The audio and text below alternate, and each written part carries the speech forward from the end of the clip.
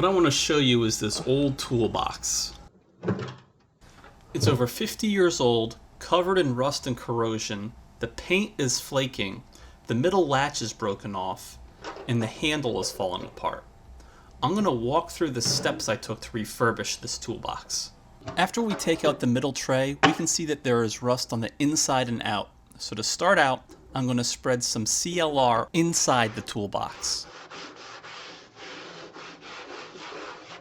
After it has sat a while, I'll use a drill with a wire brush to try to start lifting the rust and flaking paint off. And we can see some of the rust beginning to lift up. After lifting some of the rust off, I'm now pouring in more CLR to sit overnight.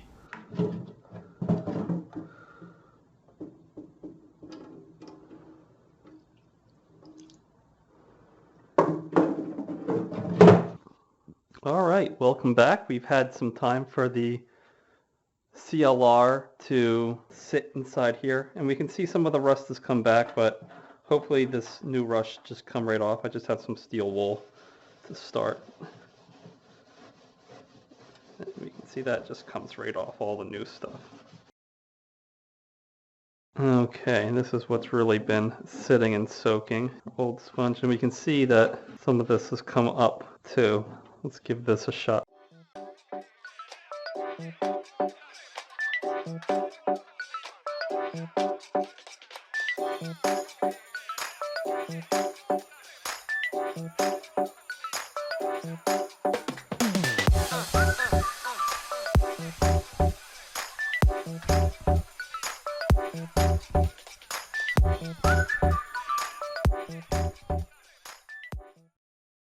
But what I want to use now is this jelly rust dissolver. Use this brush.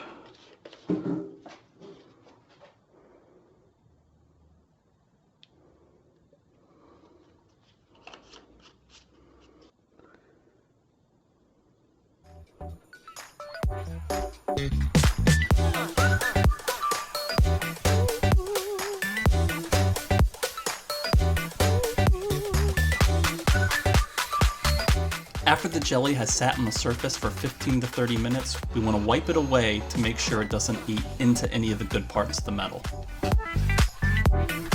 Okay, I'm just going to leave a little bit more on here, go over a second time. We can see that there has been some improvement here.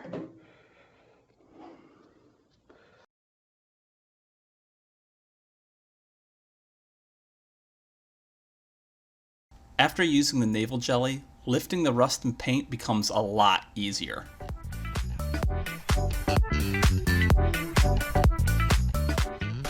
I'm also going to use more of the CLR for the toolbox to sit in overnight while I'm not working on it, but this time it'll be the outside of the toolbox that is exposed.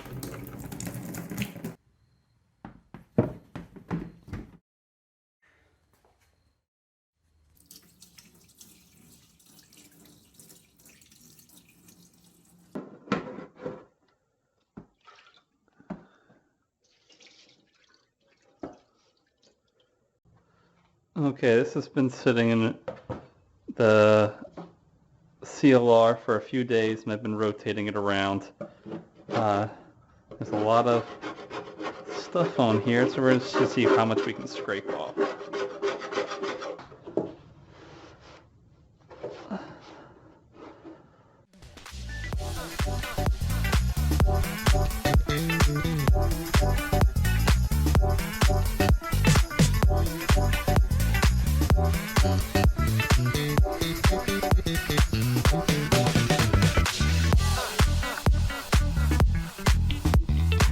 I found that using sandpaper worked well to take off a lot of the stubborn gunk that was left on the toolbox. After getting the toolbox nearly stripped, I used an alcohol solution and a microfiber towel to wipe away any of the remaining debris.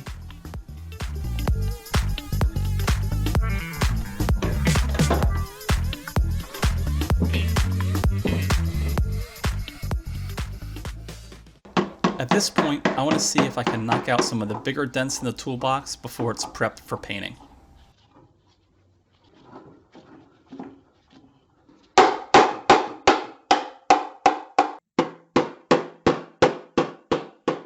Each of the feet on the toolbox are held on by 3 rivets. But on this side, one of the rivets is missing. So, we need to make sure that the eyelets for the rivets can be lined up,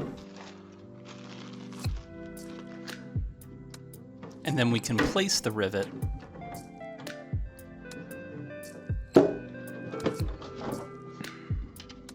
with a simple hand riveting tool.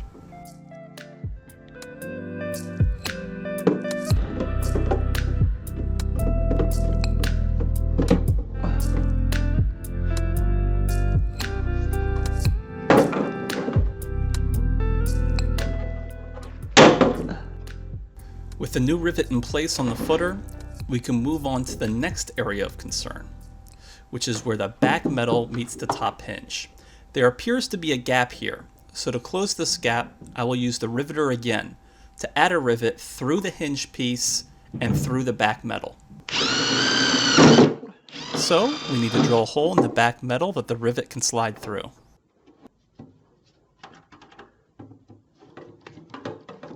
Then, we can pop the rivet in place.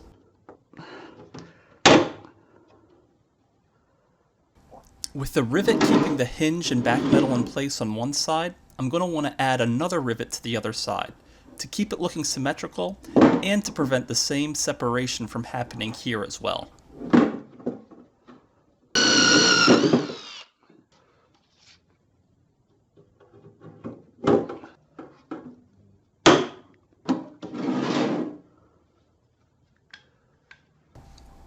Now, I want to take off the broken hinge hardware. So, we need to drill out the factory rivets holding it in place.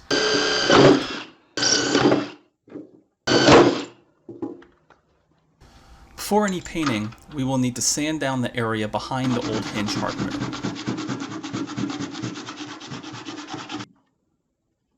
At this point, I'm going to remove the leather and padding of the handle. I'm going to keep the remains to model replacements for them later on. And after some simple maintenance on the remaining handle hardware,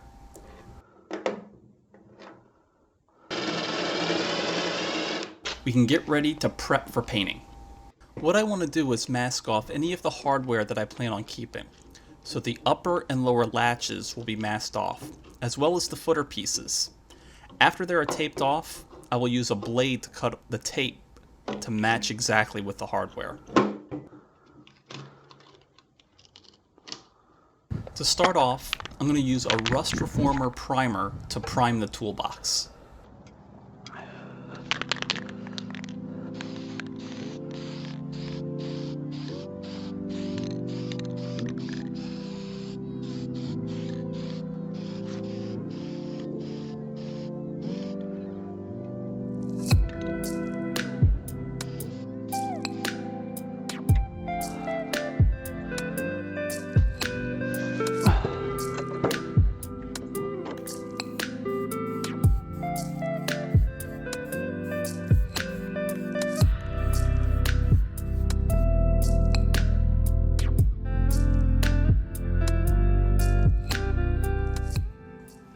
I'm really liking the way the toolbox is looking already, and it just has the primer on it.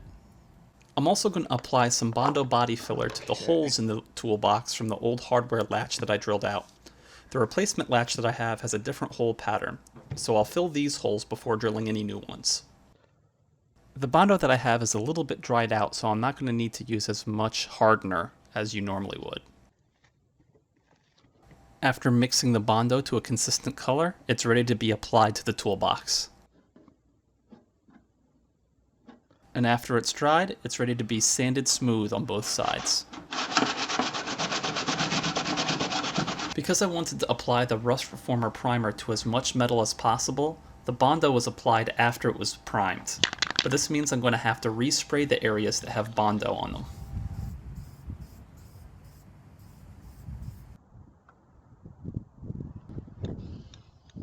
And after the primer is fully dried, we're ready to paint. The toolbox looks really good already with the flat black primer, and the flat black hides dings in the metal well. but since it originally had color to it, I want to bring the look back with this John Deere green, but I almost stuck with another coat of this flat black, to be honest.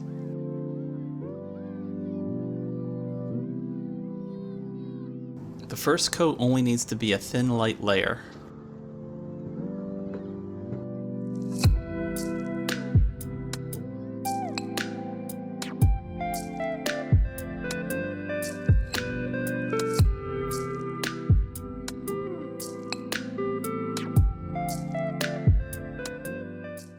However, I think I'm going to keep the flat black on the inside of the toolbox. We can ensure full coverage with our second and third coats. And after our paint has full coverage and is fully dried, I will add a clear coat layer to the toolbox.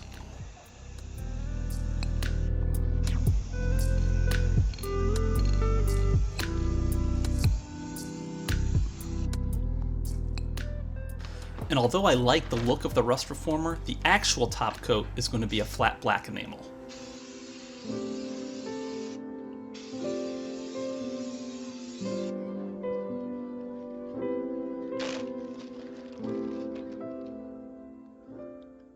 At this point, I'm ready to come back to the handle. Using the original padding that I set aside as a model, I'm going to cut out a section of some closed cell EVA foam to be my new handle padding.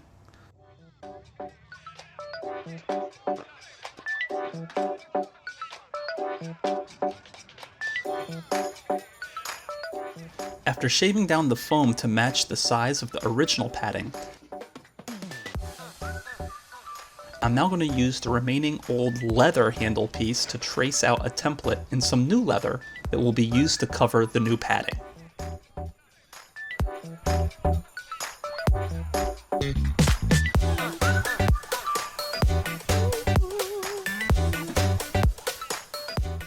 With the new padding and leather cut, I can now start to attach it to the toolbox. I noticed that the original padding was covered in a cloth tape, so I am also going to use a cloth tape around the new handle padding, which should help press the foam into place. With the handle taped up, it is now easier to wrap the new leather around it. And I can now thread a needle with some waxed nylon leather thread to bring the handle together.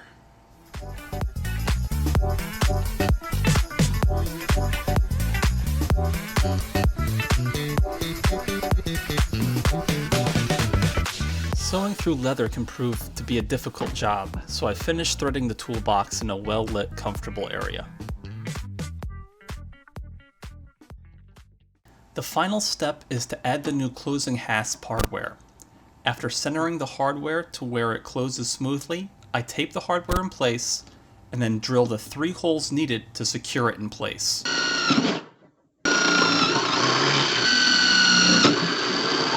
I can then grab 3 rivets and pop them into place.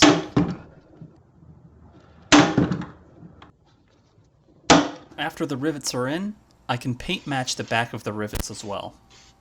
The only thing left to do is to remove the tape masking off the old hardware.